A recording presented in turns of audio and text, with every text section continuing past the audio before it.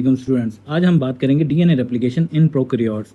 तो जैसा कि हम जानते हैं प्रोकैरियोट्स का जीनोम इस तरह से सर्कुलर होता है, जबकि यूकैरियोट के केस में ऐसे नहीं होता। यूकैरियोट का जीनोम कुछ इस तरह से लीनियर होता है।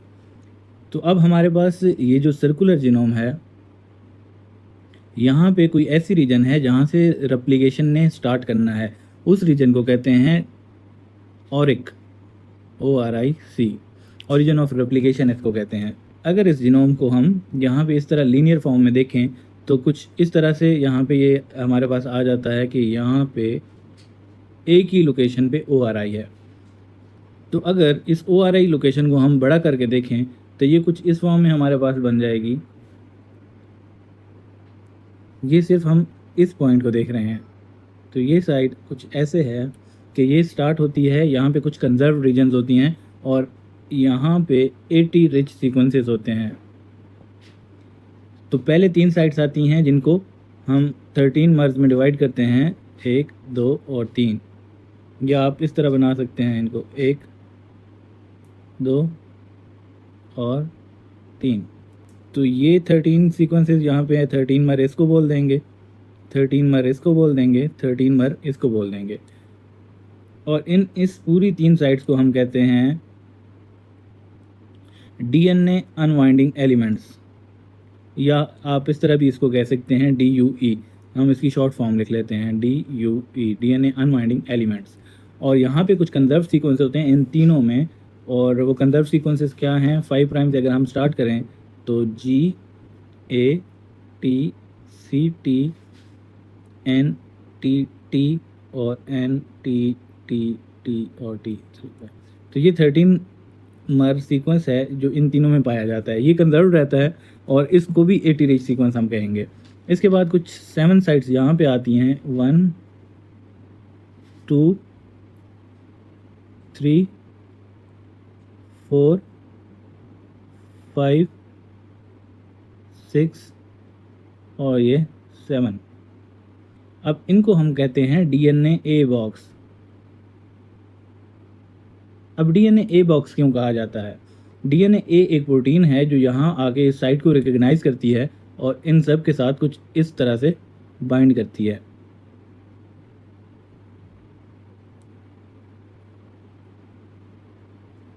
यहाँ पे डीएनए ए बाइंड हो गई और इन सीक्वेंसेस के नेम्स दिए गए हैं कि इसको हम कहते हैं R1, R2, R3 और R4। और इनको कहा जाता है I1, I2 और I3। ये जितने भी हैं सारे 9 मर सीक्वेंस हैं, इनके अंदर 9 न्यूक्लियोटाइड कंजर्व्ड हैं। और अगर हम बात करें कि वो 9 न्यूक्लियोटाइड्स कौन कौन से हैं, तो कुछ ऐसे हम यहाँ पे शो कर लेते हैं। 5 प्राइम से अगर हम स्टार्ट करें तो T, T, A, T, C, C, A, C, A, 3 prime. तो अगर आप काउंट करें तो 1, 2, 3, 4, 5, 6, 7, 8, 9, टोटल 9 सीक्वेंसेस हो गए यहाँ पे हमारे पास। ठीक है, इसलिए हमने इनको कह दिया 9 मर कंजर्व्ड सीक्वेंस। अब ये जो लोकेशन है हमारे पास ORI की, इसकी टोटल लेंथ होती है ऑलमोस्ट 245 बेस पेयर। तो अगर आपका क्वेश्चन आए MCQs के लिए तो आप ये सीक्वेंस याद रख सकते हैं, ये नंबर। और ये कौन से बैक्टीरिया में है? इकोलाई में। ओके, हो गया। अब इसके बाद क्या होता है? डीएनए ए ने आके रिकग्नाइज तो कर लिया, रिकग्निशन हो गई, साइट का पता चल गया। इसके बाद ये बहुत सारी डीएनए ए यहाँ पे बाइंड कर चुकी हैं। तो अब होगा क्या कि विद टाइम, या कह लें थोड़ी देर बाद, इसने यहाँ पे प्रेशर डालना है, ये वाली जो रीजन है। तो अगर इसको हम ऐसे बनाएं तो ये प्रेशर की वजह से कुछ इस तरह लूप में चेंज हो जाएगी। जैसे ही ये इस फॉर्म में आएगी तो यहाँ पे अब प्रेशर या टेंशन ज़्यादा बन गई है। तो इस स्ट्रेस की वजह से अब यहाँ पे अगर मैं इसको मिटा के दोबारा बनाऊँ, डबल स्टैंडर्ड करके दिखाते हैं, तो यहाँ पे कुछ इस तरह की स्ट्रक्चर बनी है।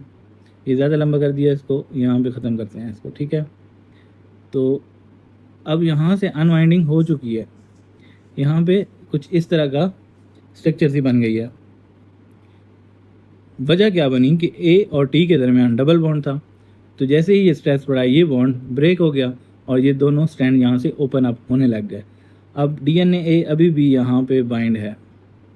अब क्या होगा कि जो हमारे पास DNA-B है, ये एक और प्रोटीन है, सॉरी DNA-C यहाँ पे है, DNA-C जो है ये रिक्रूट करेगी DNA-B को।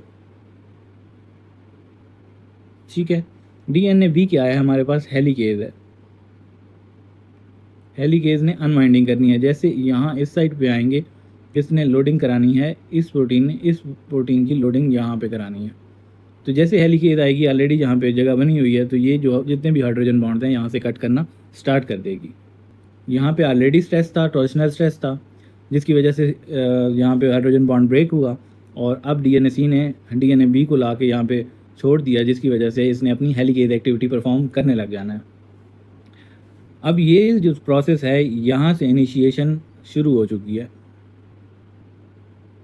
ठीक है, तो अगर इसको थोड़ा सा और नीचे लाएं, हम इस फॉर्म में बनाएं, तो DNA सर्कुलर भी था लेकिन कुछ इस फॉर्म में था। ओके, अब यहाँ पे जो हमारा DNA-B की हेलिकेज की वजह से ये रेप्लिकेशन फॉर्क बना। अब ये एक वाई लाइक स्ट्रक्चर्ड है।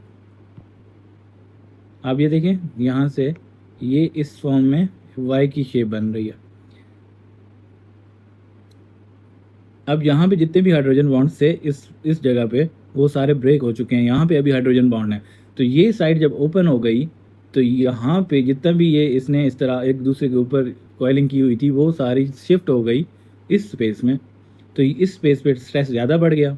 अब क्या होगा कि यहाँ पे एक एंजाइम आएगा या प्रोटीन आएगी जिसको कहते हैं गायरेज। वो क्या करेगी, इसका ये जो टॉर्शनल स्ट्रेस है इसको रिमूव कराएगी। और अब क्योंकि इधर भी फोर्स बन रही है, तो ये दोबारा कोशिश करेगा ये एरिया कि दोबारा एक दूसरे के ऊपर कॉइल हो जाए। तो इसको बचाने के लिए क्या होगा, यहाँ पे हमारे पास सिंगल स्ट्रैंडेड बाइंडिंग प्रोटीन्स आएंगी जो इसको दोनों स्ट्रैंड्स को यहाँ पे स्टेबल करेंगी।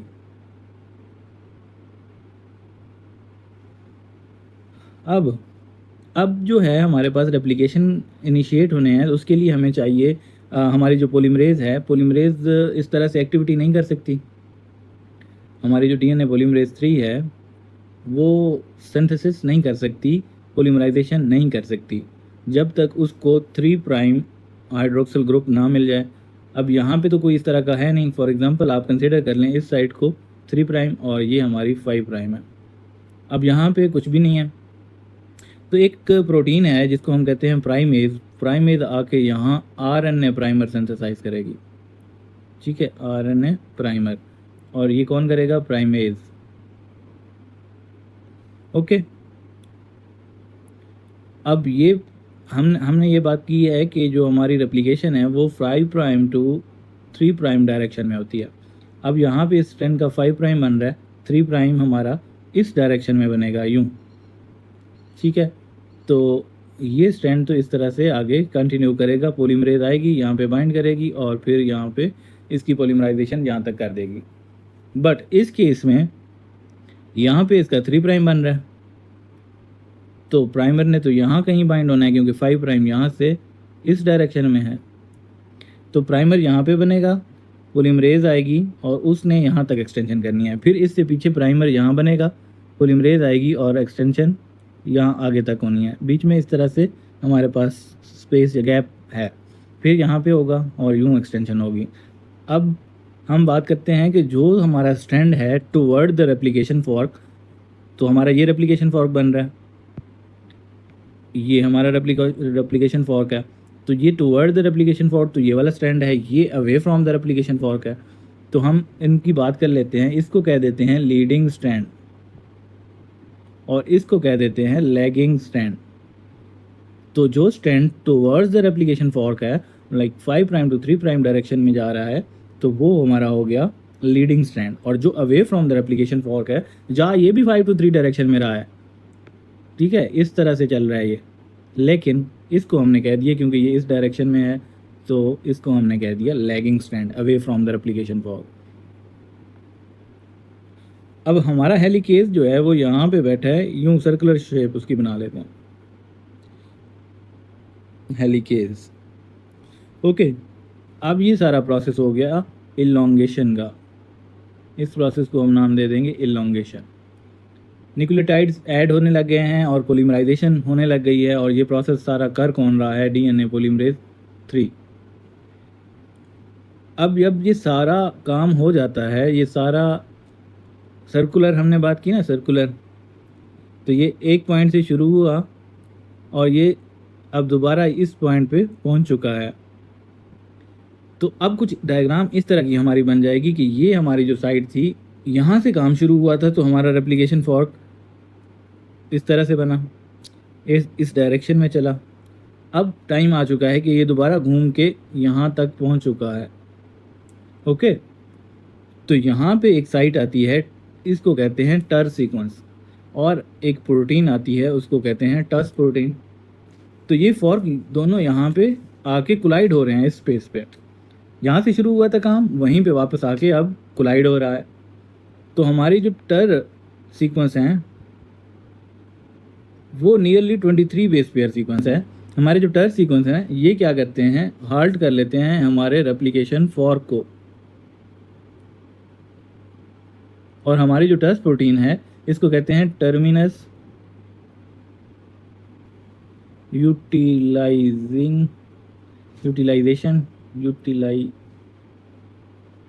LIZA substance. और ये क्या करता है, ट्रैप करता है डीएनए बी प्रोटीन को, डीएनए बी। अब ये दोनों सीक्वेंस, ये सीक्वेंस और ये प्रोटीन क्या कर रहे हैं, हेल्प कर रहे हैं कि हमारा जो पॉलीमरेज है वो भी यहाँ से उतर जाए, हमारा जो हेलिकेज है वो भी यहाँ से उतर जाए, और ये यहीं पे ख़त्म हो जाए।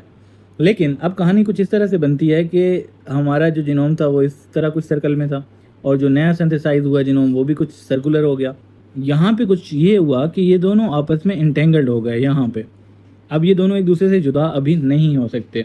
तो अब बैक्टीरिया ऐसा क्या काम करेगा कि ये दोनों सेपरेट हो जाएं जीनोम। तो इसके लिए इसके पास टोपो आइसोमरेज 2 एंजाइम अवेलेबल है। अब ये क्या करता है, जहाँ पे डबल स्ट्रैंड देखता है कुछ पार्टिकुलर सीक्वेंसेस रिकॉग्नाइज करके ये डबल स्ट्रैंडेड कट लगाता है, ये स्ट्रैंड भी कट जाएगा, ये स्ट्रैंड भी कट जाएगा। जब ये दोनों स्ट्रैंड कटेंगे तो ये क्या होगा, ये वाली जो साइट है ये इस तरह से जुदा हो जाएगी। अब ये दोनों जीनोम अलग हो चुके हैं। अब जब बैक्टीरिया रेप्लिकेट करेगा तो रेप्लिकेशन कुछ इस तरह से होगी कि अगर ये बैक्टीरिया की बॉडी थी, यहाँ से क्लीवेज बना और ये अब इस तरह से, ठीक है। और with the passage of time क्या होगा कि ये जीनोम इस तरह एक बैक्टीरिया में चला जाएगा और दूसरा जो बैक्टीरिया हमारा बना यहाँ पे, ये जीनोम उसमें चला जाएगा। अब ये दोनों बैक्टीरिया अलग अलग सर्वाइव करेंगे। तो ये सिंपल सा हमारा प्रोसेस है डीएनए रेप्लिकेशन का। अगर आपको कोई भी चीज़ समझ ना आई हो तो बेशक आप कमेंट सेक्शन में लिखें, मैं कोशिश करूँगा कि आपके हर क्यूरी और कन्फ्यूजन को दूर कर सकूँ। शुक्रिया।